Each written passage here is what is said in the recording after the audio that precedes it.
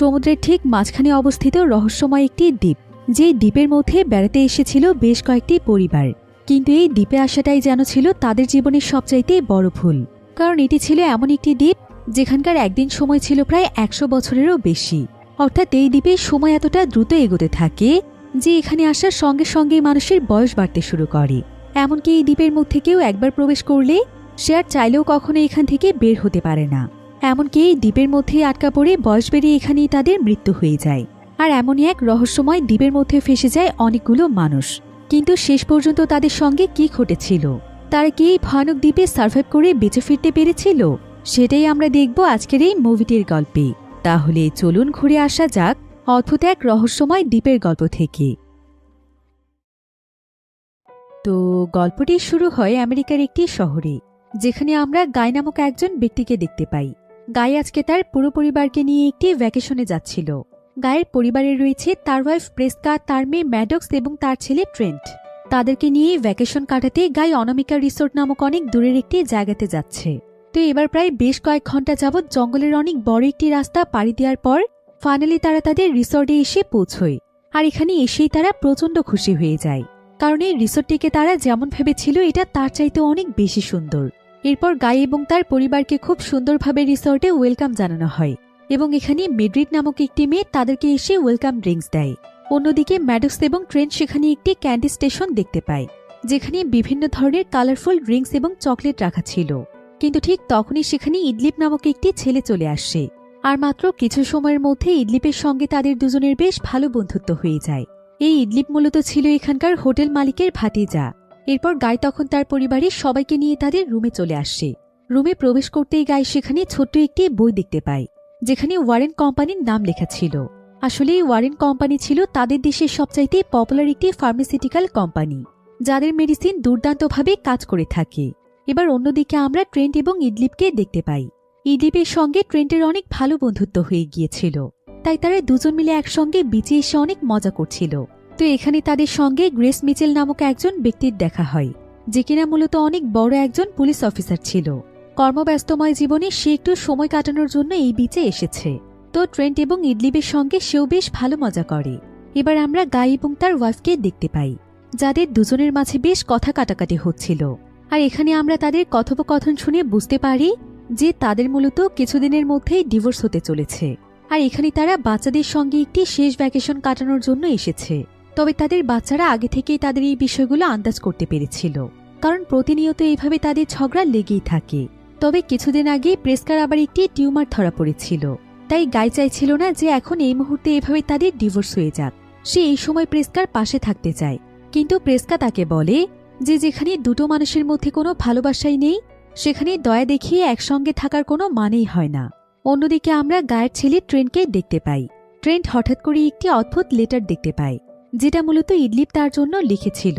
আর সেই লেটারটিকে এক ধরনের পাজেলের মতো করে লিখেছে এবং সেইটা ট্রেন্টকে দিয়েছে সলভ করার জন্য। লেখাটি মূলত একটি কোড টাইপের লেখা ছিল। আর এই পাজেলের কাগজের সাথে এমন একটি কাগজ ছিল যেখানে প্রত্যেকটি কোড ডিকোড করা ছিল, অর্থাৎ কোন পাজেলে কোন লেটার হবে সেটা খুব ভালোভাবে দেয়া ছিল। তাই ট্রেন্ট ঠিক সেভাবেই এটাকে সলভ করার চেষ্টা করছিল।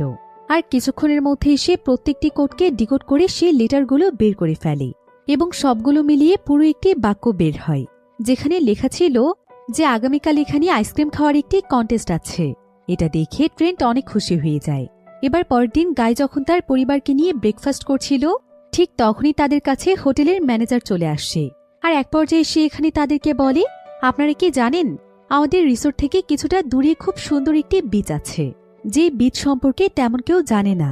এছাড়া অবাক করার বিষয় হচ্ছে পৃথিবীর ম্যাপের মধ্যেও বিচটি নেই, কিন্তু সেই বিচটি এত বেশি সুন্দর এবং আকর্ষণীয় বিচ, যেটা খুবই কম সংখ্যক মানুষই নিজের চোখে দেখার সুযোগ পায়। তাই আমি আমার রিসোর্টে আলাদাভাবে সেই বিচে যাওয়ার একটি ব্যবস্থা রেখেছি। তবে সেটা সমস্ত গেস্টদের জন্য নয়, বরং এটা শুধুমাত্র আপনাদের মতো কিছু স্পেশাল গেস্টদের জন্য। তাই আপনারা কি সেখানে যেতে চান? ম্যানেজারের এই সমস্ত কথা শুনে তারা সবাই অনেক খুশি হয়ে যায়, আর তারা সেই বিচে যাওয়ার জন্য খুবই এক্সাইটেড হয়ে পড়ে। তবে ম্যানেজার এখানে তাদেরকে পরিষ্কারভাবে জানিয়ে দেয় যে সে যে তাদেরকে এই দ্বীপে যাওয়ার ব্যবস্থা করে দিচ্ছে, এটা যেন তারা এখানকার অন্য কোনো গেস্টের সঙ্গে শেয়ার না করে, কারণ এই ট্রিপটি শুধুমাত্র স্পেশাল গেস্টদের জন্য। এদিকে এমন সময় আমরা ম্যানেজারের ভাতিজা ইডলিপকে দেখতে পাই। ইডলিপ এখানে দূরে দাঁড়িয়ে ট্রেনকে ইশারা দিয়ে কিছু একটা বোঝানোর চেষ্টা করছিল, কিন্তু ম্যানেজার এটা দেখতে পেয়ে ইডলিপকে সেই জায়গা থেকে টেনে নিয়ে যায়। তবে এমন সময় তারা সেখানে অনেক জোরে একটি শব্দ শুনতে পায়। এরপর তারা যখন পেছনে ঘুরে তাকায় তখন দেখা যায় এখানে পেট্রিশিয়া নামক একজন মহিলার সিজার অ্যাটাক হয়েছে, আর তার হাজবেন্ড জারিন্স ছিল একজন নার্স। তো সে এখানে পেট্রিশিয়াকে ঠিক করার চেষ্টা করছিল। এদিকে এখানে আবার একজন ডক্টর এবং তার ওয়াইফ ছিল। এই ডক্টরের নাম ছিল ডক্টর চার্লি। চার্লি যখন পেট্রিশিয়ার এই অবস্থা দেখতে পায় তখন সে দ্রুত তাকে ট্রিটমেন্ট দিয়ে ঠিক করে ফেলে। এতে পেট্রিশিয়ার হাজবেন্ড জারিন অনেক খুশি হয়ে তাকে মন থেকে ধন্যবাদ জানায়। এবার কিছুক্ষণ পর আমরা গাই এবং তার পরিবারকে দেখতে পাই, যারা কিনা রিসোর্টের পক্ষ থেকে সেই গাড়ির ভেতর বসে আছে, যে গাড়িটি এখন তাদেরকে সেই সুন্দর বিচটির কাছে দিয়ে আসবে। তবে এমন সময় ট্রেন তার ব্যাগের দিকে তাকিয়ে লক্ষ্য করে যে তার ব্যাগের মধ্যে ঠিক সেরকম আরও একটি চিঠি রাখা আছে, যেটা ইডলিপ তাকে দিয়েছিল। আর সুযোগ বুঝে ইডলিপ তাকে আবারও এই চিঠিটি দিয়ে গিয়েছে। ট্রেন এখানে সেই চিঠিটি বের করে পড়তেই চাইছিল, কিন্তু ঠিক এমন সময় সেখানে চার্লি এবং তার পরিবারও সেখানে চলে আসে, অর্থাৎ তারাও তাদের সঙ্গে সেই বিচটিতে যাচ্ছে। চার্লির পরিবারে ছিল তার ওয়াইফ ক্রিস্টেল, তার মেয়ে কারা এবং তার 7 বছর বয়সী বৃদ্ধ মা। সেই সাথে তাদের টম নামক একটি কুকুরও ছিল। এবার প্রায় বেশ কিছুক্ষণ জার্নির পর তারা সেই বিচের কাছে পৌঁছে যায়। তবে ড্রাইভার তাদেরকে একদম বিচের সামনে নয়, বরং বিচ থেকে কিছুটা দূরে নামিয়ে দেয়। এরপর গাই এবং চার্লি ড্রাইভারকে বলে তাদেরকে বিচের কাছে এগিয়ে দেওয়ার জন্য, কিন্তু ড্রাইভার এখানে কোনোভাবেই সেখানে যেতে চাইছিল না। সে এখানে অনেক জরুরি একটি কাজের অজুহাত দেখিয়ে কোনো মতে সেই জায়গা থেকে চলে যায়, আর তাদের সবাইকে তাদের ট্রিপ এনজয় করতে বলে। এরপর চার্লি এবং গায়ের পরিবারের সবাই হাঁটতে হাঁটতে একটি পাহাড়ের রাস্তার মাঝখানে পৌঁছে যায়।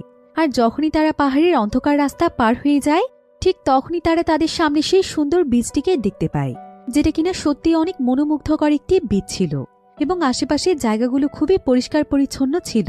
বীজটির একপাশে ছিল সবুজ শ্যামলে ঘেরা সুন্দর একটি বন এবং অপর পাশে ছিল খুব সুন্দর দেখতে বিশাল বিশাল পাথরের পাহাড়।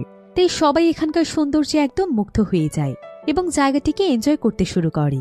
চার্লির মা এবং তার ছোট্ট মেয়ে কারা এখানে তাদের কুকুরের সাথে অনেক এনজয় করছিল, আর ট্রেন্ট এবং ম্যাডক্স সমুদ্রের ঢেউয়ের কাছে গিয়ে খেলছিল।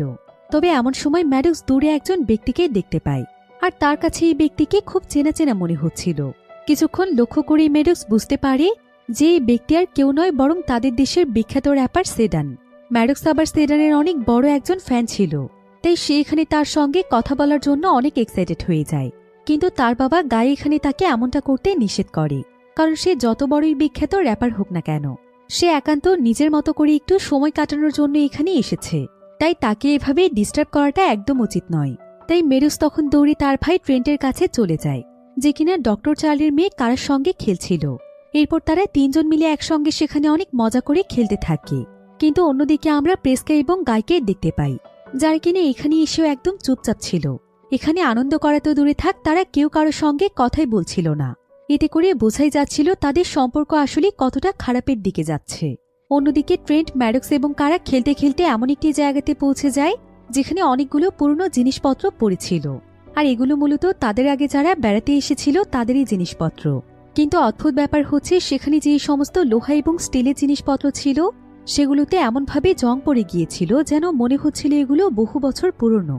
ম্যাডক্স তখন তার মাকে ডেকে এগুলো দেখাতে চাইছিল, কিন্তু তার মা তাদেরকে সেই জায়গা থেকে সরে গিয়ে অন্য জায়গাতে খেলতে বলে, কারণ তার কাছে মনে হচ্ছিল তারা সেখানে ব্যথা পেতে পারে।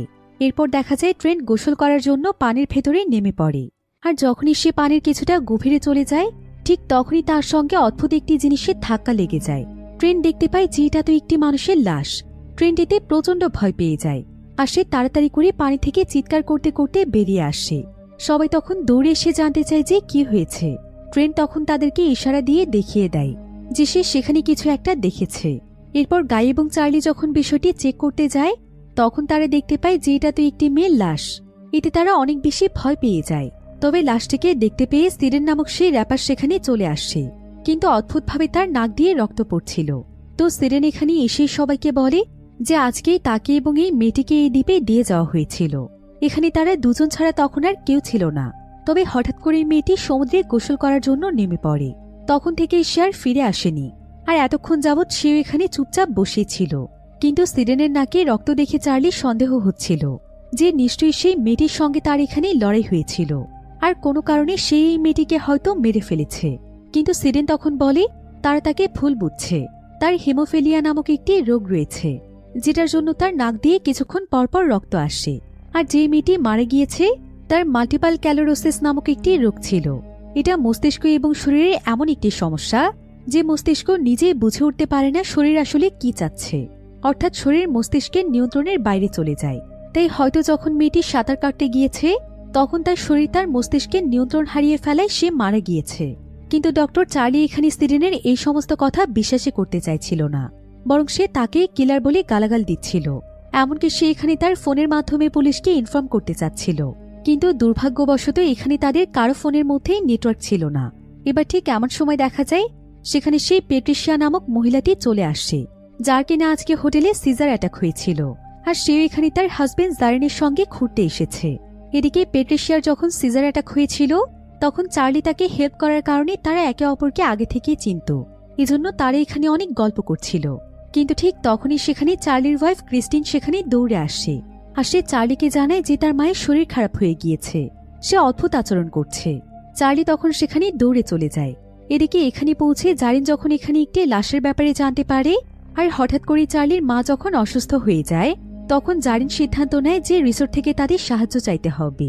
কিন্তু ফোনের নেটওয়ার্ক যেহেতু এখানে কাজ করছে না তাই সে মূলত সেই জায়গাটিতে গিয়ে ফোন করতে চাইছিল যেখানে তাদেরকে ছাড়া হয়েছে। এরপর সে হাঁটতে হাঁটতে সেই পাহাড়ের চিকন রাস্তাটির মধ্যে পৌঁছে যায়। তবে অদ্ভুতভাবে তার কাছে এখন এই রাস্তাটিকে অচেনা লাগছিল। এরপর যখনই সে আরো একটু এগিয়ে যায় ঠিক তখনই যেন তার মস্তিষ্কে কিছু একটা হয়ে যায় আর সে সঙ্গে সঙ্গে অজ্ঞান হয়ে যায়। এরপর চোখ খুললে সে দেখতে পায় যে সে বিচের কিনারায় পড়ে আছে। জারিনিতে ভীষণ ভয় পেয়ে যায়। এমন সময় তার ওয়াইফ পেট্রিশিয়া তাকে জানায় যে পাহাড়ি রাস্তায় যাওয়ার পর তার কি এমন হয়েছিল, কারণ সে কিছুদূর যেতেই আবারও পাগলের মতো ছটফট করতে করতে এখানে ফিরে এসেছে এবং সঙ্গে সঙ্গে অজ্ঞান হয়ে গিয়েছে। অন্যদিকে আমরা ডক্টর চার্লি এবং তার ওয়াইফকে দেখতে পাই। চার্লির মায়ের অবস্থা এখন অনেক খারাপ হয়ে গিয়েছিল, তাই চার্লি তাকে বাঁচানোর জন্য সিপিআর দেওয়ার চেষ্টা করছিল। কিন্তু তার কিছুক্ষণ পরেই চার্লির মা সেখানেই মারা যায়। চার্লি এতে প্রচণ্ড কষ্ট পেয়েছিল। অন্যদিকে আমরা জারিন এবং তার ওয়াইফ পেট্রিশিয়াকে দেখতে পাই। তবে ঠিক এমন সময় সেখানে প্রেসকা অনেক আতঙ্কিত অবস্থায় আসে আর সে জারিন এবং পেট্রিশিয়ার কাছে জানতে চায় যে তারা কি তার ছেলে মেয়েকে দেখেছে। কিছুক্ষণ আগেই তারা এখানেই ছিল। তবে প্রেসকার কথা শুনে ট্রেন্ট এবং ম্যাডক্স দুজনেই অনেক অবাক হয়ে যায়, কারণ তারা তো তার মায়ের সামনেই দাঁড়িয়েছিল। কিন্তু তারপরও প্রেসকা তাদেরকে চিনতেই পারছিল না, কারণ তারা দুজন এখন আর আগের মতো ছিল না, বরং তারা অনেক বড় হয়ে গিয়েছিল। কিছুক্ষণ আগে যে ট্রেন্ট মাত্র 6 বছর বয়সী ছিল তাকে দেখতে এখন প্রায় 11 বছর বয়সী ছেলের মতো লাগছিল। আর প্রেসকার মেয়ে ম্যাডক্স যেখানে 8 বছরের ছিল তাকে এখন দেখতে একদম যুবতী মেয়ের মতো লাগছিল। প্রেসকা এতে অনেক ভয় পেয়ে যায়। তবে ট্রেন্ট ভাবছিল তার মায়ের কিছু একটা হয়েছে, তাই সে দৌড়ে গিয়ে তার মাকে জড়িয়ে ধরে। এমন সময় সেখানে গায়ো তার ছেলে মেয়েকে খুঁজতে খুঁজতে চলে আসে। আর সেও এখানে তার ছেলেমেয়ের এই অবস্থা দেখে একদম অবাক হয়ে যায়, কারণ তারা সময়ের সঙ্গে সঙ্গে বড় হয়ে যাচ্ছিল। প্রেসকা তখন কাঁদতে কাঁদতে গায়কে জড়িয়ে ধরে। গায় তখন কি করবে কিছুই বুঝে উঠতে পারছিল না। সে কোনো মতে প্রেসকাকে শান্ত রাখার চেষ্টা করছিল।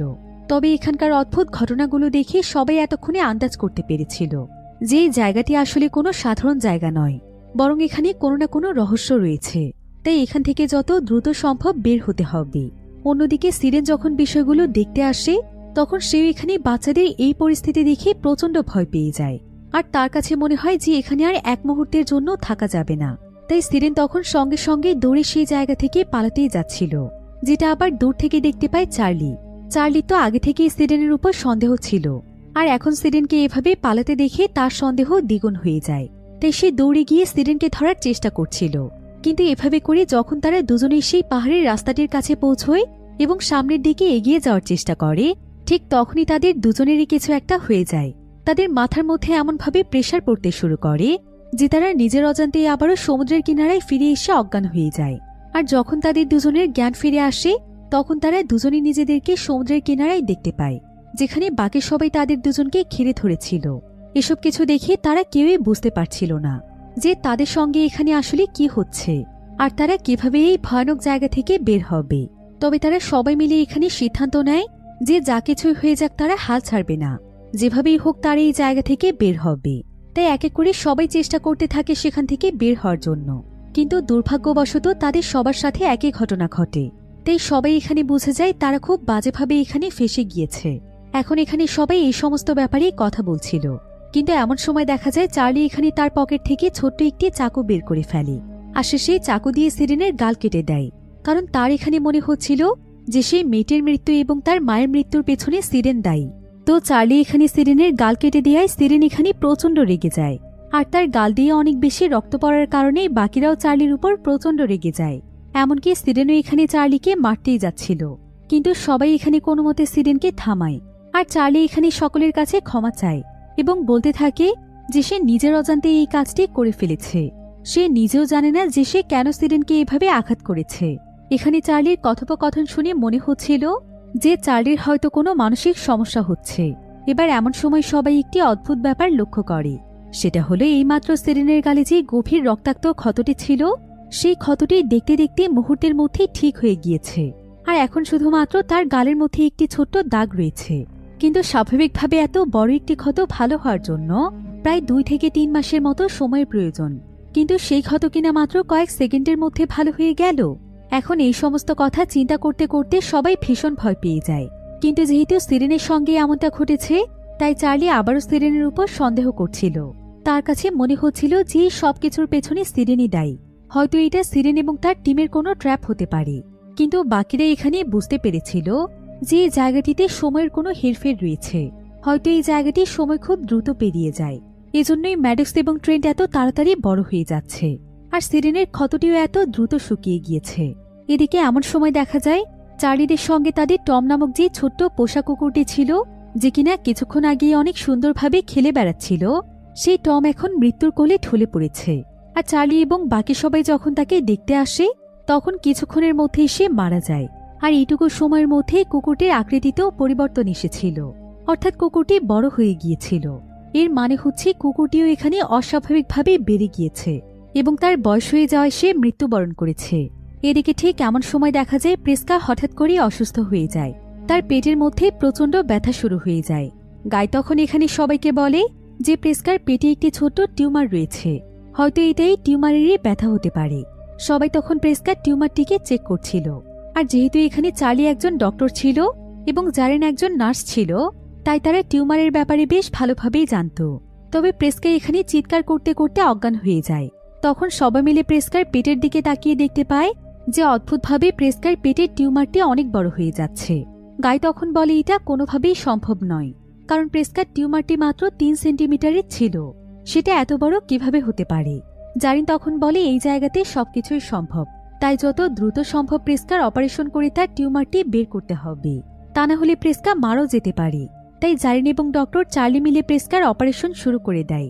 কিন্তু চার্লি যখন প্রেস্কার পেটটি কাটে, তখন দেখা যায় কাটা স্থানটি একা একাই ঠিক হয়ে যাচ্ছিল, তাই চার্লি টিউমারটিকে বের করার কোনো সুযোগই পাচ্ছিল না।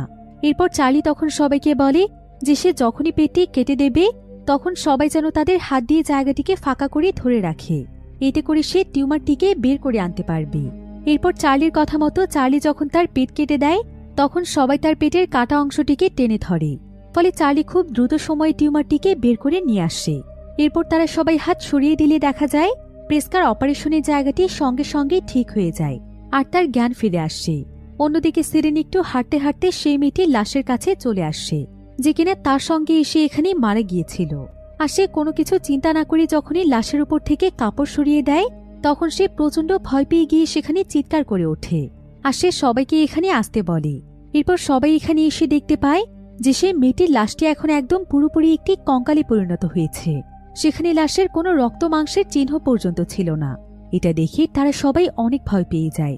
বিশেষ করে প্রেস্কা তো একদম অবাক হয়ে গিয়েছিল, কারণ প্রেস্কা মূলত একটি মিউজিয়ামে কাজ করত, তাই সে জানত যে একটি লাশের এভাবে পচতে কত বেশি সময় লাগতে পারে। এরপর তারা সবাই একে অপরের দিকে তাকিয়ে লক্ষ্য করে যে আস্তে আস্তে তাদের বয়সও বেড়ে যাচ্ছে, তাদের চেহারায় ভাঁজ পড়তে শুরু করেছে। অর্থাৎ এখানে আরও বেশি সময় থাকলে বয়স বৃদ্ধির সঙ্গে সঙ্গে তারা সবাই মারা যেতে পারে। এদিকে প্রেস্কা যেহেতু একটি মিউজিয়ামে কাজ করত, তাই সে এখানে তার বাচ্চাদের শারীরিক বৃদ্ধি এবং এখানকার সময়ের উপর নির্ধারণ করে বলে যে এখানে প্রতি ঘন্টায় প্রায় 2 বছরের মতো সময় পার হয়ে যায়। এখন সবাই মিলে এখানে হিসেব করে দেখতে পায় যে এখানে প্রতি ঘন্টায় যদি 2 বছর করে সময় পার হয়ে যায়, তাহলে এখানে একদিনে পার হয়ে যাবে প্রায় 50 বছরের বেশি সময়। তাই যদি তারা আগামীকাল পর্যন্ত এখানে থাকে, তাহলে শুধুমাত্র তাদের বাচ্চাদেরকে বাদ দিয়ে তারা সবাই মারা যাবে। তাই সবাই এখান থেকে বের হওয়ার রাস্তা খোঁজার চেষ্টা করছিল। তবে এমন সময় সবাই লক্ষ্য করে যে তাদের মাঝে ট্রেন্ট এবং কারা ছিল না। সবাই এতে অনেক দুশ্চিন্তায় পড়ে যায় আর তারা ট্রেন্ট এবং কারাকে ডাকতে থাকে। কিছুক্ষণ পর ট্রেন্ট এবং কারা যখন একটি তাঁবু থেকে বেরিয়ে আসে তখন তারা সবাই কারাকে দেখে একদম অবাক হয়ে যায়, কারণ কারা এখন প্রেগনেন্ট ছিল। আসলে কারা এবং ট্রেন্টের শারীরিক বৃদ্ধির কারণে তাদের হরমোনাল পরিবর্তন হয়েছিল, এজন্য তারা নিজের অজান্তেই একে অপরের কাছে চলে আসে। আর যেহেতু এখন এখানে সময় অনেক দ্রুত গতিতে চলছে তাই কারা অলরেডি প্রেগনেন্ট হয়ে গিয়েছে। এসব দেখে জারিন তখন বলে, এখানে যে হিসেবে সময় চলছে সেই হিসেবে কারা এখন 5 মাসের প্রেগনেন্ট, আর মাত্র কয়েক মিনিটের মধ্যেই তার ডেলিভারির সময় চলে আসবে। একথা শুনে প্রেসকা তার মেয়ের জন্য অনেক ভয় পেয়ে যায়, আর কারো এখানে অনেক বেশি আতঙ্কিত হয়ে ওঠে। আর মাত্র কয়েক মিনিটের মধ্যেই দেখা যায় সেখানে কারার লিভার পেইন শুরু হয়ে যায়। সবাই তখন কারাকে একটি জায়গাতে শুইয়ে তার ডেলিভারি করিয়ে ফেলে। কিছুক্ষণের মধ্যেই নতুন একটি বাচ্চার কান্নার আওয়াজ শুনতে পেয়ে সবাই অনেক খুশি হয়ে যায়, আর সবাই দৌড়ে বাচ্চাটিকে দেখতে আসে। কিন্তু ততক্ষণে বাচ্চাটি মারা যায়। আসলে এখানকার সময় যেহেতু মানুষের কোষের উপর কাজ করছিল তাই এত দ্রুতগতির কার্যকারিতায় বাচ্চাটি তার শরীরে মানিয়ে নিতে পারেনি, এজন্য জন্মের কিছুক্ষণ পরে সে মারা যায়। তাই মুহূর্তের মধ্যে সবার খুশি যেন এখানে শেষ হয়ে যায়। বিশেষ করে ট্রেন্ট তো এখানে একদম পাগলের মতো হয়ে গিয়েছিল, কারণ সে তার জীবনে প্রথমবার বাবা হতে যাচ্ছিল। কিন্তু এভাবে চোখের সামনে নিজের সন্তানের মৃত্যু দেখাটা কোনো বাবার পক্ষেই সম্ভব নয়। তবে সবাই তাকে এখানে সান্ত্বনা দেওয়ার চেষ্টা করছিল। অন্যদিকে ডক্টর চার্লির মানসিক অবস্থা অনেকটাই খারাপ হয়ে গিয়েছিল। আসলে তার আগে থেকে একটি মানসিক ডিসঅর্ডার ছিল, আর এখানে আসার পর সেটা আরো ভালোভাবে দেখা দিয়েছে। এখন তো সে এখানে আরো আবল তাবল কথা বলতে শুরু করেছে। এমনকি সে এখানে সবকিছুর জন্য এখন জারিনকে দায়ী মনে করছে। সে জারিনকে বলছে জারিনের জন্য নাকি তারা এখানে ফেঁসে গিয়েছে। এরপর সে এখানে জারিনকে তার চাকু দিয়ে মারতে যাচ্ছিল। তবে এমন সময় তার ওয়াইফ ক্রিস্টিন তাকে শান্ত করার চেষ্টা করে, কিন্তু চার্লির মস্তিষ্কের অবস্থা এতটাই খারাপ হয়ে গিয়েছিল যে সে এখানে তার ওয়াইফ ক্রিস্টিনকেও অনেক উল্টোপাল্টা কথা বলতে শুরু করে। ক্রিস্টিনের আসলে ক্যালসিয়াম জনিত একটি রোগ ছিল, যার কারণে সে অনেক বেশি রোগা ছিল। আর এখন যেহেতু সময়ের সঙ্গে সঙ্গে তার বয়স বেড়ে চলেছে তাই চার্লি এখানে তাকে বলে তার মতো কুৎসিত মেয়ে সে কোনোদিনও দেখেনি, আর আজ থেকে সে তাকে তার চোখের সামনে দেখতে চায় না। এখন নিজের হাজবেন্ডের মুখে এমন কথা শুনে ক্রিস্টিন অনেক বেশি কষ্ট পায়, কারণ ক্রিস্টিন সবসময় নিজেকে নিয়ে অনেক প্রাউড ফিল করত, আর সে নিজেকে খুবই সুন্দরী ভাবত এবং সবসময় নিজেকে ফিট এবং সুন্দর রাখার চেষ্টা করত। কিন্তু এখানে সময়ের সঙ্গে সঙ্গে তার বয়স বৃদ্ধির কারণে নিজের সৌন্দর্য হারিয়ে এমন কথা শোনার পর সে এটা মানতে পারছিল না। তাই সে সেখান থেকে উঠে সকলের কাছ থেকে অনেক দূরে গিয়ে একটি জায়গাতে বসে থাকে। অন্যদিকে আমরা সিরেনকে দেখতে পাই। সিরেনও এসব কিছুর উপর অনেক বিরক্ত হয়ে একটি জায়গাতে বসেছিল এবং সে বোঝার চেষ্টা করছিল যে আসলে কি করলে এই জায়গা থেকে সে বের হতে পারবে। কিন্তু এদিকে চার্লি পুরোপুরিভাবে তার মানসিক ভারসাম্য হারিয়ে ফেলেছিল। তাই সে যখনই তার সামনে সিরেনকে দেখতে পায় তখন সে যেন একদম পাগলের মতো হয়ে যায়, আর সে সঙ্গে সঙ্গে সিরেনের উপর হামলা করে বসে। সে এখানে মারতে মারতে অনেক নির্মমভাবে সিরেনকে মেরে ফেলে, আর সবাই সিরেনের চিৎকার শুনে দৌড়ে আসে। তবে ততক্ষণে সিরেন সেখানে মারা যায়। এখন এই সমস্ত পরিস্থিতি সকলের মনে অনেক বেশি আতঙ্কের সৃষ্টি করেছিল। সবাই এখানে পুরোপুরিভাবে বুঝতে পেরেছিল যে তাদেরকে মূলত এই দ্বীপে মৃত্যুর ফাঁদের মধ্যেই ফাঁসানো হয়েছে। হয়তো মৃত্যু ছাড়া এখান থেকে বের হওয়ার আর কোনো উপায় নেই। তবে এমন সময় অনেক অদ্ভুত একটি জিনিস লক্ষ্য করা যায়, সেটা হলো এই বীচ থেকে অনেক দূরের একটি পাহাড়ের উপরে একজন ব্যক্তিকে দেখা যায়, যে কিনা কোনো একটি যন্ত্রের সাহায্যে এখানকার প্রত্যেকটি মানুষের উপর নজর রাখছিল। এদিকে এবার বীচের সামনে দাঁড়িয়ে সবাই প্ল্যান করছিল যে কিভাবে তারা এখান থেকে বের হতে পারবে। তবে এমন সময় জারিন বলে যে তার এখানে আর অপেক্ষা করার সময় নেই, কারণ তার ওয়াইফ প্যাট্রিশিয়ার যে কোনো সময় সিজার অ্যাটাক হতে পারে, আর সঠিক সময়ে মেডিসিন না পেলে সে মারা যাবে। তাই তাকে যেভাবেই হোক এখান থেকে বের হওয়ার রাস্তা বের করতে হবে। জারিন আসলে এখানে আসার পর একটি জিনিস লক্ষ্য করেছিল যে প্যাট্রিশিয়া এই দ্বীপে আসার পর তার একবারের জন্য সিজার অ্যাটাক হয়নি, যেটা কিনা খুবই অদ্ভুত একটি বিষয় ছিল, কারণ এতক্ষণে তার অনেকবার সিজার অ্যাটাক হয়ে যাওয়ার কথা। এদিকে জারিন এখানে সবার এবং প্যাট্রিশিয়ার কাছ থেকে বিদায় নেয়, আর সে সিদ্ধান্ত নেয় যে সে সমুদ্রের সাঁতার কেটে অপর প্রান্তে যাবে এবং যেভাবেই হোক সে বের হওয়ার রাস্তা খুঁজে বের করবে। তাই সে অনেক সাহস নিয়ে সমুদ্রের পানিতে নেমে পড়ে। এদিকে গায়ের কাছে একটি বিষয় খুবই পরিষ্কার হয়ে যাচ্ছিল। সে এখানে আসার পর বুঝতে পেরেছে যে সেই রিসোর্টের ম্যানেজার আসলে সেই সমস্ত মানুষদেরকে এই বীচটিতে পাঠিয়েছে যাদের পরিবারের কারো না কারো অনেক বড় কোনো রোগ রয়েছে, যেমন তার ওয়াইফের একটি টিউমার ছিল, আর প্যাট্রিশিয়ার রয়েছে সিজার অ্যাটাক, ডক্টর চার্লির রয়েছে মানসিক সমস্যা, চার্লির ওয়াইফের আবার রয়েছে ক্যালসিয়াম জনিত সমস্যা। আর সিডনির সঙ্গে এসে যে মেয়েটি মারা গিয়েছিল তারও একটি বিশেষ ধরনের রোগ ছিল। তাই এই সবকিছু মিলিয়ে গায়ের কাছে মনে হচ্ছিল যে এসবের পেছনে কোনো না কোনো বড় একটি কারণ রয়েছে, আর নিশ্চয়ই তাদের উপর কেউ নজর রাখছে। এবার অন্যদিকে আমরা ম্যাডক্স এবং তার মা প্রেস্কাকে দেখতে পাই। তো ম্যাডক্স এখানে তার মায়ের কাছে জানতে চায় যে তার মায়ের এবং তার বাবার মধ্যে এমন কি হয়েছিল যে তারা একে অপরকে ডিভোর্স দিতে চায়। তখন প্রেস্কা তাকে সরাসরি জানিয়ে দেয় যে বিয়ের পর থেকে গাই তাকে কোনোদিনও ঠিকমতো সময় দেয়নি। সে শুধুমাত্র টাকা দিয়েই তার সমস্ত দায়িত্ব পালন করে গিয়েছে। ওয়াইফ হিসেবে তার যে অধিকার রয়েছে সেটুকুও সে ভালোভাবে পালন করেনি। এমনকি তার যখন টিউমার হয়েছিল সেই অসুস্থতার সময় সে তাকে পাশে পায়নি।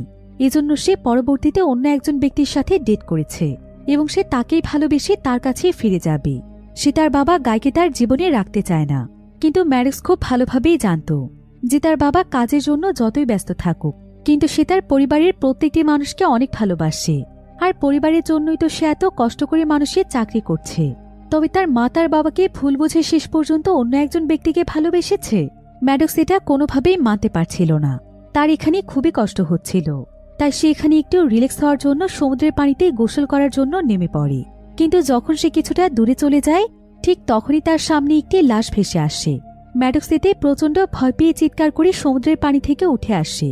এরপর লাশটিকে সমুদ্র থেকে তোলার পর সবাই একদম অবাক হয়ে যায়, কারণ দেখা যায় এটা আর কেউ নয় বরং জারিনের লাশ, অর্থাৎ জারিন মারা গিয়েছে। প্যাট্রিসিয়া যেন এতে একদম পাগলের মতো হয়ে গিয়েছিল। গাই তখন এখানে সবাইকে বলে হয়তো এই জায়গা পার হতে গিয়ে তার মস্তিষ্কে বিশেষ ধরনের চাপ সৃষ্টি হয়েছে, ঠিক যেমনটা পাহাড়ের রাস্তা দিয়ে বের হওয়ার সময় হতো। এজন্য হয়তো পানিতে এসে অজ্ঞান হয়ে ডুবে মারা গিয়েছে। এখন এই সমস্ত ঘটনায় অনেক বেশি ভেঙে পড়ে ট্রেন্ট এবং কারা তাদের বাচ্চাকে নিয়ে একটি জায়গাতে বসেছিল।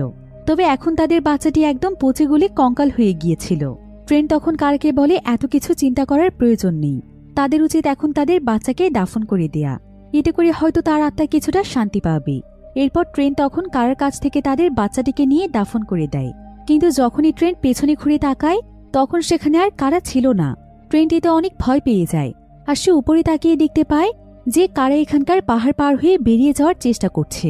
তবে ট্রেন্ট বারবার কারাকে নেমে আসতে বলছিল। এমনকি সে এখানে বাকি সবাইকেও ডেকে নিয়ে আসে। সবাই কারাকে এমনটা করতে নিষেধ করছিল, কারণ যদি উপরে উঠে এখানকার প্রভাবের কারণে সেও অজ্ঞান হয়ে যায় তাহলে নিচে পড়ে তার মৃত্যুও হতে পারে। কিন্তু কারা এখানে কারো কথাই শুনতে চাইছিল না। আর একটা পর্যায়ে সবার কাছে মনে হচ্ছিল কারা হয়তো রাস্তা খুঁজে পেয়ে গিয়েছে। কিন্তু তার পরক্ষণেই কারা সঙ্গে সঙ্গেই অজ্ঞান হয়ে যায়। আর সে সেই বিশাল উঁচু পাহাড় থেকে সোজা নিচে পড়ে মারা যায়। এতে সবাই অনেক বেশি কষ্ট পেয়েছিল, বিশেষ করে ট্রেন্ট, কারণ কারা ছিল ট্রেন্টের জীবনের প্রথম ভালোবাসা। আর মাত্র এইটুকু সময়ের মধ্যে সে তার ভালোবাসার মানুষ এবং সন্তান দুজনকেই হারিয়েছে। তাই সবাই এখানে তাকে সান্ত্বনা দেওয়ার চেষ্টা করছিল। এবার এমন সময় দেখা যায় হঠাৎ করেই প্যাট্রিসিয়ার সিজার অ্যাটাক শুরু হয়ে যায়। সে অনেক বেশি অসুস্থ হয়ে পড়ে। কিন্তু এখানে তাদের কারো কাছে কোনো মেডিসিন ছিল না যেটার মাধ্যমে প্যাট্রিসিয়াকে তারা সুস্থ করে তুলবে। আর এখানে যেহেতু সময় অনেক দ্রুত পার হচ্ছিল তাই দেখা যায় মাত্র কয়েক মিনিটের মধ্যে প্যাট্রিসিয়ার আরও বেশ কয়েকবার সিজার অ্যাটাক হয়ে যায়, যার ফলে কিছুক্ষণের মধ্যেই ছটফট করতে করতে প্যাট্রিসিয়া মারা যায়। আর এভাবে একের পর এক প্রত্যেকটি মানুষের মৃত্যু দেখে সবাই অনেক ডিপ্রেসড হয়ে যায়। সেই সাথে গাই এখানে লক্ষ্য করে যে বয়সের সঙ্গে সঙ্গে তার দৃষ্টিশক্তিও কমে এসেছে। আর প্রেসকে এখানে তার এক কান দিয়ে কিছুই শুনতে পাচ্ছে না। তাদের দুজনের শরীরেই পার্থক্য দেখা দিয়েছে। তবে এখানে সবচাইতে বেশি অবস্থা খারাপ ছিল ক্রিস্টিনের, কারণ ক্রিস্টিনের যে ক্যালসিয়ামের সমস্যাটি ছিল সময়ের সঙ্গে সঙ্গে সেই সমস্যা আরও বেশি বেড়ে চলেছিল। আর ক্রিস্টিন যখন নিজের সুন্দর রূপের এই অবস্থা দেখতে পায় তখন সে চাইছিল না কেউ তাকে এভাবেই দেখুক। তাই সে সকলের কাছ থেকে দূরে সরে গিয়ে একটি অন্ধকার জায়গাতে চলে যায়। এদিকে সন্ধে হয়ে যাওয়ায় ট্রেন্ট এবং ম্যাডক্স মিলে সেখানে আগুন জ্বালায়। আর তারা পুরো পরিবার মিলে সেখানে বসে পড়ে। এমন সময় গায়ে আস্তে আস্তে প্রেস্কার কাছে আসে। আর সে প্রেস্কার কাছে ক্ষমা চেয়ে বলে, তুমি সারা জীবন যা চেয়েছ আমি তোমাকে সেটা দিতে পারিনি।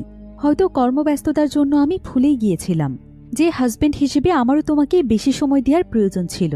কিন্তু সব সময় স্ট্রেসে থাকার কারণে বিষয়টি আমি তোমাকে ভালোভাবে বোঝাতে পারিনি। তবে তুমি লাস্ট আমাকে যে মেসেজগুলো দিয়েছিলে সেগুলো আমি পড়েছিলাম। আর আমি অনেক আগে থেকেই জানি তুমি আমাকে না বরং অন্য একজন মানুষকে ভালোবাসো। আমি তোমার সিদ্ধান্তকে সম্মান জানাই, কিন্তু বিশ্বাস করো যা কিছুই হয়ে যাক আমি কখনোই তোমাকে হারাতে চাইনি। জীবনের শেষ নিঃশ্বাস পর্যন্ত তোমার সঙ্গেই থাকতে চেয়েছি। এসব কথা শুনে প্রেস্কাও তার ভুল বুঝতে পারি। সে বুঝে যায় যে গাইকে সে আসলে কতটা ভুল বুঝেছিল। তাই সেও এখানে গায়ের কাছে শেষবারের মতো ক্ষমা চেয়ে বলে, হয়তো তুমি আমার সঙ্গে মন থেকে শেষ নিঃশ্বাস পর্যন্ত বাঁচতে চেয়েছিলে, তাই হয়তো সৃষ্টিকর্তা আমাদেরকে এই পরিস্থিতিতে ফেলেছে। এরপর তারা দুজন মিলে এখানে নিজেদের পরিণতি মেনে নেয়, আর তারা দুজন একসঙ্গে নিজেদের শেষ সময়টুকু কাটানোর জন্য প্রস্তুত হয়ে যায়। অন্যদিকে ট্রেন্ট এবং ম্যাডক্স আগুন জ্বালিয়ে রাখার জন্য বেশ কিছু জিনিসের খোঁজ করছিল, আর ঠিক তখনই তারা হঠাৎ করে সেখানে একটি ডায়েরি খুঁজে পায়। আর এটা ছিল এমন একজন রাইটারের ডায়েরি যে কিনা তাদের মতো এই দ্বীপে এসে ফেসে গিয়েছিল, আর তাদের সঙ্গে যা কিছু ঘটেছিল সেগুলো সেই ডায়েরিতে লিখে গিয়েছে। এমনকি এখানে তার সঙ্গে যাদের যাদের মৃত্যু হয়েছে তাদের নাম এবং পদবিও লিখে গিয়েছে। এসব দেখে ট্রেন্ট এবং ম্যাডক্স এটা ভেবেই অবাক হয়ে যায় যে না জানি তাদের আগে কত মানুষ এখানে নিজেদের জীবন দিয়েছে। অন্যদিকে গাই এবং প্রেস্কা যখন নিজেদের মাঝে গল্প করছিল, ঠিক তখনই সেখানে হঠাৎ করে চার্লি চলে আসে। আর চার্লি এখন পুরোপুরিভাবে নিজের মানসিক ভারসাম্য হারিয়ে ফেলেছিল, তাই সে সঙ্গে সঙ্গে নিজের চাকু দিয়ে গায়ের উপর হামলা করে দেয়। সে গাইকে অনবরত চাকু দিয়ে মারতে থাকে, কিন্তু এখানে সময়ের অনেক ব্যবধানের কারণে সঙ্গে সঙ্গে গায়ের কাটা স্থানগুলো আবারও ঠিক হয়ে যাচ্ছিল। এদিকে গাইকে বাঁচানোর জন্য প্রেস্কা এখানে চার্লিকে থামানোর চেষ্টা করে, কিন্তু চার্লি তখন প্রেস্কার উপরও হামলা করে দেয়। চার্লি এত বেশি ভয়ানক হয়ে উঠেছিল যে গাই এখন তার সন্তানদের জন্য অনেক ভয় পেয়ে গিয়েছিল। তাই গাই প্রেস্কাকে বলে তার ছেলেমেয়ের কাছে যাওয়ার জন্য এবং তাদেরকে কোথাও লুকিয়ে পড়তে বলার জন্য, যাতে করে চার্লি তাদেরকে দেখতে না পায়। প্রেস্কা তখন দৌড়ে চলে যায় ট্রেন্ট এবং ম্যাডক্সের কাছে, আর সে তাদের দুজনকে একটি পাহাড়ের গুহার মধ্যে লুকিয়ে থাকতে বলে। কিন্তু এখানে কিছু সময় থাকার পর ট্রেন্ট এবং ম্যাডক্স পেছন থেকে কিছু শব্দ শুনতে পায়। তারা তখন তাদের লাইটারের মাধ্যমে যখন সেখানে আগুন জ্বালিয়ে দেখার চেষ্টা করে, তখন দেখা যায় যে সেখানে চার্লির ওয়াইফ ক্রিস্টিন রয়েছে। আর ক্রিস্টিনের পরিস্থিতি এতটাই ভয়ঙ্কর হয়ে গিয়েছিল যে ক্রিস্টিন কোনোভাবেই চাইছিল না তাকে কেউ দেখুক, তাই সে এখানে প্রচণ্ড রেগে যায়। আর সে বিশাল একটি পাথর উঠিয়ে নিয়ে তাদেরকে তাড়িয়ে দেওয়ার চেষ্টা করতে থাকে। কিন্তু বয়সের সঙ্গে সঙ্গে তার ক্যালসিয়ামের সমস্যা এত বেশি বেড়ে গিয়েছিল যে তার শরীরের প্রত্যেকটি হাড় একদম লাকড়ির মতো হয়ে গিয়েছিল। তাই যখন সে ভারী একটি পাথর ওঠায় তখন তার শরীরের প্রত্যেকটি হাড় দুমড়ে মুচড়ে যায়। আর এখানে সময় যেহেতু অনেক দ্রুত চলে যাচ্ছিল, তাই যেভাবে তার হাড় ভেঙে যাচ্ছিল সেভাবেই আবার জোড়া লেগে যাচ্ছিল। এতে করে দেখা যায় মুহূর্তের মধ্যেই ক্রিস্টিনের পুরো শরীরের আকৃতি বদলে যায়, আর তার পুরো শরীর দুমড়ে মুচড়ে যাওয়ার কারণে সে কিছুক্ষণের মধ্যেই মারা যায়। অন্যদিকে চার্লি এখনও গায়ের উপর অনবরত হামলা করছিল, তবে সৌভাগ্যবশত প্রেস্কা সেখানে অনেক পুরনো একটি জং লাগা চাকু খুঁজে পায়, আর সে গাইকে বাঁচানোর জন্য সেই চাকু দিয়ে চার্লির উপর হামলা করে বসে। কিন্তু সেখানে যেহেতু সময় অনেক দ্রুতগতিতে চলছিল আর চাকুর ভেতরে জং লাগা ছিল, তাই সঙ্গে সঙ্গেই রক্তের মাধ্যমে চার্লির পুরো শরীরে ভয়ানক একটি ইনফেকশন ছড়িয়ে পড়ে। আর মাত্র কয়েক মিনিটের মধ্যে চার্লি সেখানে ছটফট করতে করতে মারা যায়। এখন এই বীজের মধ্যে শুধুমাত্র বেঁচে ছিল গাই এবং তার পরিবার। তবে সময় বাড়ার সঙ্গে সঙ্গে গাই এবং প্রেস্কার বয়স অনেক বেশি বেড়ে যাচ্ছিল। বিশেষ করে গাই এখন নিজের স্মৃতিশক্তিও ভুলতে বসেছিল। সে এখানে প্রেস্কাকে বলে, আমাদের মধ্যে কি কোনো বিষয় নিয়ে ঝগড়া হচ্ছিল? তবে প্রেস্কা তখন তাকে সান্ত্বনা দিয়ে বলে যে তারা সবসময় একসঙ্গে অনেক হ্যাপি ছিল। এই বলে প্রেস্কা গায়ের মাথা তার ঘাড়ে রাখে। এবার কিছু সময় পার হয়ে যাওয়ার পর দেখা যায় গাই সেখানে হাসতে হাসতে মৃত্যুবরণ করে। গায়ের মৃত্যুতে ট্রেন্ট এবং ম্যাডক্স দুজনে অনেক ভেঙে পড়েছিল, তবে প্রেস্কা এটা মেনে নিয়েছিল, কারণ সে জানত যে কিছুক্ষণ পর সেও মারা যাবে। সে তখন আস্তে আস্তে সমুদ্রের কিনারার কাছে যায়, আর যখন সে সেখানে আরো কিছু সময় দাঁড়িয়ে থাকে তখন বয়স হয়ে যাওয়ার কারণে সেও মারা যায়। এদিকে ম্যাডক্স এবং ট্রেন্ট তাদের মা বাবা দুজনকেই হারিয়ে একদম দিশেহারা হয়ে পড়ে। বীচের কিনারায় বসে কাঁদতে কাঁদতে তারা সেদিন সারা রাত পার করে দেয়। এরপর সেদিন সকালবেলা দেখা যায় বীচের মধ্যে আরো অনেক সময় পার হয়ে যাওয়ার কারণে ট্রেন্ট এবং ম্যাডক্স দুজনেরই বয়স বেড়ে গিয়েছে। এখন তারাও বেঁচে ফেরার আশা ছেড়ে দিয়ে সেখানে চুপচাপ সময় কাটাতে শুরু করে। তারা সেখানে বালু দিয়ে ক্যাসেল বানাতে শুরু করে। কিন্তু ঠিক এমন সময় ট্রেন্টের মনে পড়ে যায় যে যখন তারা এখানে আসছিল তখন সেই রিসোর্টের ম্যানেজারের ভাতিজা ইডলিপ তাকে একটি চিঠি দিয়েছিল, যেটা কিনা মূলত কোড ল্যাঙ্গুয়েজ দিয়ে লেখা ছিল। কিন্তু সময়ের অভাবে সে সেটাকে ডিকোড করে দেখেনি, তাই এখন সে সেই চিঠিটি এনে ডিকোড করতে শুরু করে। আর ডিকোড করার পর সেখানে একটি বাক্য বের হয়, সেটা হলো আমার আঙ্কেলের কোরাল একদমই পছন্দ না। ট্রেন্ট এতে বুঝতে পারে যে কোরাল শব্দটির মাধ্যমে ইডলিপ হয়তো তাকে কোনো ইঙ্গিত দিতে চেয়েছে। হতে পারে কোনো কোরালের মাধ্যমে হয়তো এই জায়গা থেকে বের হওয়া সম্ভব।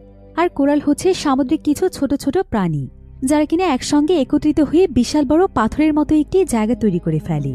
আর কোরালকে দেখতে অনেকটা গাছের শেকড়ের মতো মনে হয়। তো ট্রেন্ট এবং ম্যাডক্স এখানে সিদ্ধান্ত নেয় যে তারা এখানকার কোরাল খুঁজে বের করবে। হতে পারে এটাই তাদের বেঁচে ফেরার শেষ একটি সুযোগ। এরপর তারা দুজন যখন সমুদ্রের পানির দিকে তাকায় তখন তারা সেখানে বিশাল বড় একটি কোরাল দেখতে পায়। আর তারা আস্তে আস্তে সেই কোরালের দিকে এগিয়ে যায়। কোরালটির মধ্যে যেতেই দেখা যায় যে সত্যি সত্যি কোরালটির মাঝখানে একটি সুড়ঙ্গ রয়েছে। এটাই হয়তো এই জায়গা থেকে বের হওয়ার রাস্তা। তাই তারা দুজন মিলে তখন কোরালের সেই সুড়ঙ্গটি পার হওয়ার চেষ্টা করছিল। কিন্তু এমন সময় দেখা যায় কোরালের একটি জায়গাতে ম্যাডক্সের জামা আটকে যায়। আর ট্রেন তখন তাকে বাঁচানোর জন্য পেছনে ফিরে আসছে। অন্যদিকে পাহাড়ের উপর থেকে যে ব্যক্তি তাদের উপর নজর রাখছিল, সেই ব্যক্তি আসলে আর কেউ নয় বরং সেই ড্রাইভার, যে কিনা তাদের সবাইকে এখানে রাখতে এসেছিল। তো সে এখানে অনেক সময় যাবৎ ট্রেন্ট এবং ম্যাডক্সের উপর নজর রাখছিল। আর অনেক সময় পার হয়ে যাওয়ার পরও ট্রেন্ট এবং ম্যাডক্স যখন পানি থেকে উঠে আসছিল না, তখন সে বুঝতে পারে যে তারা দুজনও মারা গিয়েছে। সে তখন তার বেসে ফোন দিয়ে জানিয়ে দেয় যে এখানকার সবাই এখন মারা গিয়েছে। সে এক্ষুনি সমস্ত রেজাল্ট এবং ডেটা নিয়ে আসছে। এরপর দেখা যায় সেই ড্রাইভার সঙ্গে সঙ্গে সেই রিসোর্টের নিচের একটি বেসমেন্টে চলে আসছে, যেটা কিনা মূলত একটি ল্যাব ছিল। সেখানে কয়েক শত ডক্টর আলাদা আলাদা এক্সপেরিমেন্টের উপর ব্যস্ত ছিল। আর এখানে আমরা জানতে পারি যে রিসোর্ট তো শুধুমাত্র দেখানোর জন্য, বরং এই রিসোর্টের আড়ালে রয়েছে ভয়ানক এক এক্সপেরিমেন্ট। আসলে গাই এখানে যে ফার্মাসিউটিক্যাল কোম্পানির বইটি দেখতে পেয়েছিল, যেটা কিনা তাদের দেশে অনেক বেশি বিখ্যাত ছিল, সেই ওয়ারেন কোম্পানি মূলত এই রিসোর্টটিকে পরিচালনা করে। আসলে এই রিসোর্টের পাশে সেই বিচের জায়গাটি ছিল সত্যি সত্যিই রহস্যময়। অর্থাৎ সেখানে কেন সময় এভাবে দ্রুত কাটত এই ব্যাপারে কেউ জানত না। কিন্তু রিসোর্টের ম্যানেজার যখন এই বিষয়টি জানতে পারে, তখন তারা এই জায়গাটিতে বিশাল বড় কাজে লাগানোর সিদ্ধান্ত নেয়। তাই তারা এই ওয়ারেন ফার্মাসিউটিক্যাল কোম্পানির সাথে জুড়ে যায় আর তাদের রিসোর্টের বিজ্ঞাপন বিভিন্ন হসপিটালে দিয়ে দেয়, যাতে করে যে কোনো অসুস্থ মানুষ তাদের অফার দেখতে পেয়ে এখানে সময় কাটানোর জন্য আসে। আর তাদের রিসোর্টে আসার পর কৌশলে তারা মানুষদেরকে সেই বীজের মধ্যে পাঠিয়ে দেয়। এই কাজটি মূলত তারা এই কারণেই করে, কারণ তারা প্রতিনিয়ত বিভিন্ন ধরনের মেডিসিনের উপর এক্সপেরিমেন্ট চালিয়ে যাচ্ছিল। তাই যখনই তাদের রিসোর্টে কোনো মানুষ আসে, অর্থাৎ বিশেষ করে যারা পেশেন্ট আসে, তারা রিসোর্টে ড্রিঙ্কসের মাধ্যমে তাদেরকে সেই এক্সপেরিমেন্ট করা মেডিসিনগুলো খাইয়ে দেয় এবং এরপর কৌশলে সেই বীজের মধ্যে পাঠিয়ে দেয়। আর বীজটিতে যেহেতু একদিনের মধ্যে কয়েক বছর সময় পার হয়ে যায়, যার কারণে রিসার্চ টিমের সবাই বুঝতে পারে যে তারা যে মেডিসিনটি আবিষ্কার করেছে সেটা কতটুকু কার্যকর হয়েছে। অর্থাৎ যে মেডিসিনের উপর রিসার্চ সম্পূর্ণ করতে তাদের যুগের পর যুগ সময় লাগত, সেখানে তারা একদিনের মধ্যে সেই মেডিসিনের রেজাল্ট পেয়ে যায় এবং পরবর্তীতে সেগুলো তারা বাজারে লঞ্চ করে দেয়। আর এসব কিছুর মূলে রয়েছে সেই রিসোর্টের ম্যানেজার। তো সেই ম্যানেজার এখানে তার পুরো টিমকে বলে যে তাদের এবারের মিশনটিও সাকসেসফুল হয়েছে। তারা সফলভাবে সিজার অ্যাটাকের মেডিসিন তৈরি করে ফেলেছে। পেট্রিশিয়া, যার কিনা বারবার সিজার অ্যাটাক হতো, তাকে সেই মেডিসিনটি দেওয়ার পর সে যতটুকু সময় সেই বিচে সার্ভাইভ করেছে, সেটা ছিল প্রায় 16 বছরের সমান। আর 16 বছরে তার একবারের জন্য সিজার অ্যাটাক হয়নি। তার মানে তারা তাদের এক্সপেরিমেন্টে সফল হয়েছে। এখন তারা এই সিজার অ্যাটাকের মেডিসিন বাজারে লঞ্চ করতে পারবে। তাই তারা সবাই মিলে এই বিষয়টিকে সেলিব্রেট করছিল। আর একদিকে তাদেরই আরেকটি টিম সেই সমস্ত মানুষদের সমস্ত তথ্য রিমুভ করে দিচ্ছিল, যাদেরকে মূলত সেই বীজটিতে পাঠানো হয়েছে, যাতে করে তাদের কোনো অস্তিত্বই খুঁজে না পাওয়া যায়। অন্যদিকে আমরা সেই কোরালটিকে দেখতে পাই, যেখানে ট্রেন্ট এবং ম্যাডক্স এখনও বেঁচে আছে। আর ফাইনালি তারা সেই কোরালটি পার হয়ে বের হতে পেরেছিল এবং সেই সময়ের বেড়াজাল থেকে মুক্তি পেয়েছিল। ট্রেন তখন তার বোন ম্যাডক্সকে নিয়ে সোজা সেই পুলিশ অফিসারের কাছে আসে, যাদের সঙ্গে তার গতকালই বিচে দেখা হয়েছিল। ট্রেন্ট এবং ম্যাডক্স তখন সেই পুলিশ অফিসারকে সবকিছু জানিয়ে দেয় এবং তাকে সেই ডায়েরিটিও দিয়ে দেয়, যে ডায়েরিটি তারা বিচের মধ্যে খুঁজে পেয়েছিল, যেখানে কোনো রাইটার সেখানে মারা যাওয়া বিভিন্ন মানুষের তথ্য লিখে গিয়েছে। সেই অফিসার তখন সঙ্গে সঙ্গে তার মেইন অফিসে ফোন দেয় এবং যে সমস্ত মানুষের মৃত্যুর কথা ডায়েরিতে লেখা ছিল তাদের ব্যাপারে তদন্ত চালাতে বলে। এরপর জানা যায় ট্রেন্ট এবং ম্যাডক্স যা বলেছে সবকিছুই সত্যি, কারণ সেই ডায়েরির মধ্যে যতজন মানুষের অ্যাড্রেস এবং নাম লেখা ছিল, তারা প্রত্যেকেই অনেক বছর ধরে গায়েব হয়ে গিয়েছিল। তাই সেই অফিসার তখন তার পুরো টিম নিয়ে সেই পুরো রিসোর্টকে ঘিরে ফেলে। আর তারা সেই গোপন ল্যাবটিকেও খুঁজে পেয়ে সঙ্গে সঙ্গে সেখানে সিল মেরে দেয় এবং এই জঘন্য কাজের সঙ্গে যতজন মানুষ জড়িত ছিল তাদের সবাইকে এখানে অ্যারেস্ট করে নিয়ে যাওয়া হয়। এমন সময় আবার ট্রেন্ট এবং ম্যাডক্স ইডলিপকে দেখতে পায়। তারা দুজন তখন তাকে এসে ধন্যবাদ জানায়, কারণ ইডলিপের জন্য এই সত্যটা সকলের সামনে চলে এসেছে। তবে তারা বড় হয়ে যাওয়ার কারণে ইডলিপ তাদেরকে চিনতে পারছিল না। কিন্তু ট্রেন্ট যখন তাকে তার সেই চিঠিটি দেয়, তখন সে ট্রেন্ট এবং ম্যাডক্সকে চিনতে পারে এবং তাদেরকে বেঁচে ফিরতে দেখে সে অনেক খুশি হয়ে যায়। যদিও ট্রেন্ট এবং ম্যাডক্সের জীবন সাধারণ মানুষের মতো অর্থবহ হয়ে ওঠেনি। এইটুকু সময়ের মধ্যে তারা জীবন থেকে বহু বছর সময় হারিয়ে ফেলেছে।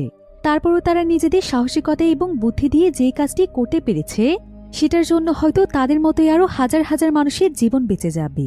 তাই পুরো পুলিশ টিম তাদের এই সাহসিকতার জন্য তাদেরকে সম্মান জানায়। ফাইনালি ম্যাডক্স এবং ট্রেন্টের আপ্রাণ চেষ্টা করার পর এই ভয়ানক এক্সপেরিমেন্টটি চিরদিনের জন্য বন্ধ হয়ে যায়। আর এমনই একটি থ্রিলিং এন্ডিংয়ের মাধ্যমে গল্পটি এখানেই শেষ হয়ে যায়।